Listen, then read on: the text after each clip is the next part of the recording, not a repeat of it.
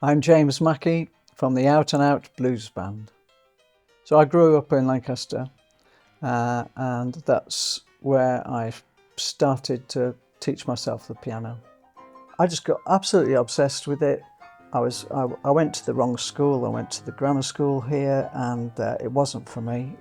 I shouldn't really have been there. I wanted to do all sorts of creative subjects and it was very archaic at that point, and so there was this classroom that was like separate. It was in a little, like a hut, and it was only used as a sort of overflow classroom, and it had an upright piano in it.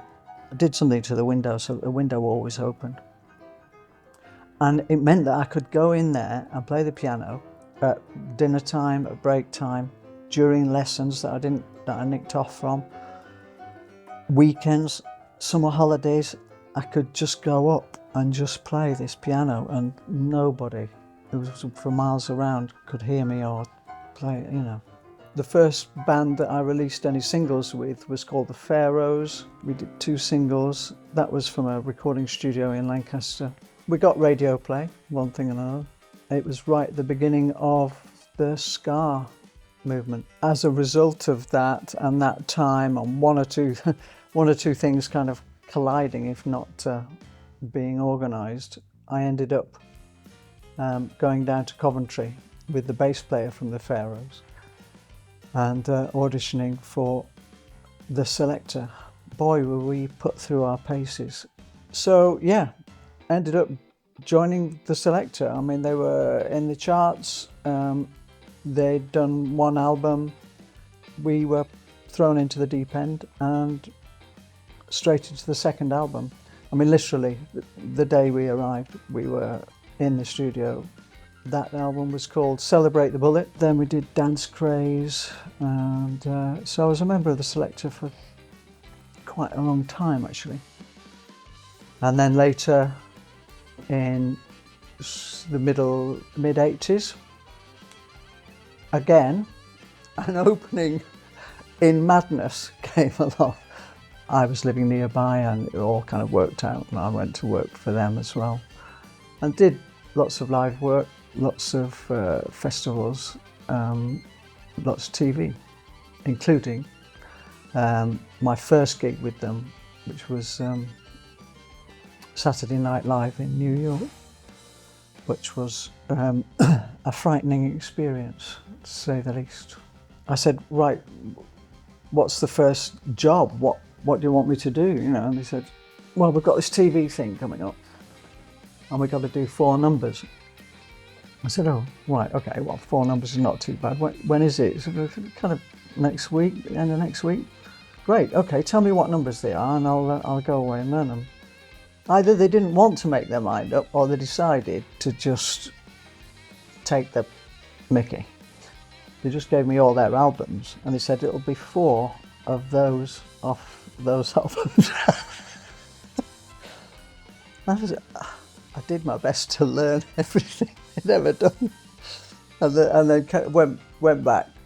There was a kind of rehearsal before, and I just had like loads of pieces of paper with all the chords written down and everything. I'm surprised I got through it, really. Anyway, I got to New York and went to Saturday Night Live up this.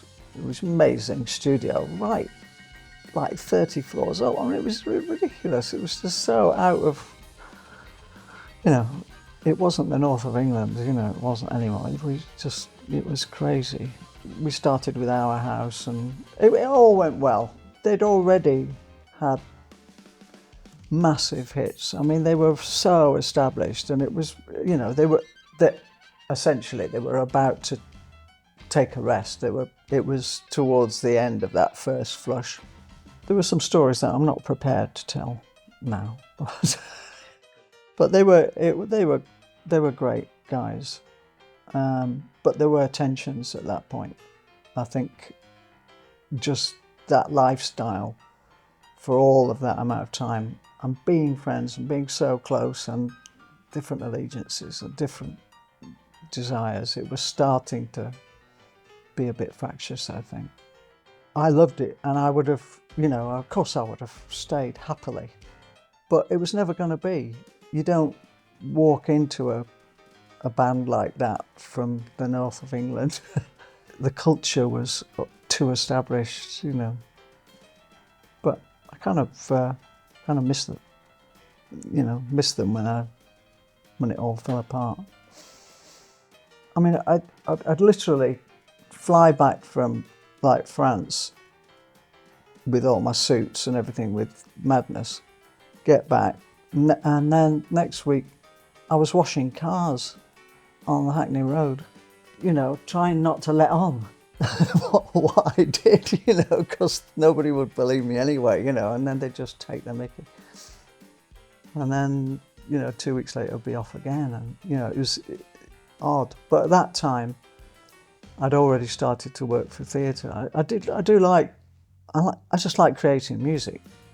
It was at the beginning of the period where you could record your own music. It's hard to think, but you used to have to go to a recording studio before then, you know, before sort of 80s, and it was hard. I started to employ that for theatre and I thought, well, actually, you know, come on, you know, I got into more orchestral stuff and all of that kind of thing. Whatever people wanted, you know, you had to follow commissions, you know, so sometimes you'd be doing something really kind of popular and you'd just go in as a musical director, if you like, and do a show, do Grease or whatever it is. And then the next minute you'd be working with directly with a writer and a director on a brand new production. I think we did one of the very first productions of The Hobbit, live, you know, on stage, 1,000-seater sort of theatre and all of that. I had to write a whole soundtrack for, you know, an epic show, and really kind of challenging but enjoyable. Aren't we lucky to have that? I mean, in the northwest like that, I mean, it's fantastic. I think the whole culture around that area is amazing. You've got mojos, you've got all these, you've got bars. It's and of course, it's built up. It's a really important, nationally important festival. It doesn't matter whether it's, you know, specifically rhythm and blues or anything. The headliners are amazing, you know, but also the culture around in all the different pubs, and it'll be absolutely rammed again, and we haven't played that before, so really excited. Saturday night at 5 o'clock, we've got an hour slot, and we absolutely can't wait to do it. We're full on, I would say. So if you like your blues with energy, you will get a lot of it. If you like the odd explosive instrumental, the odd one, you will get that. You will get a great mixture of dynamics, from really touching ballad to, you know, to Poke Salad Annie, which kind of blows the roof off. And we are very excited to be launching at the festival our album. It will be launched on a Friday, and it will be available on vinyl and CD, and it's called Are You Happy Yet?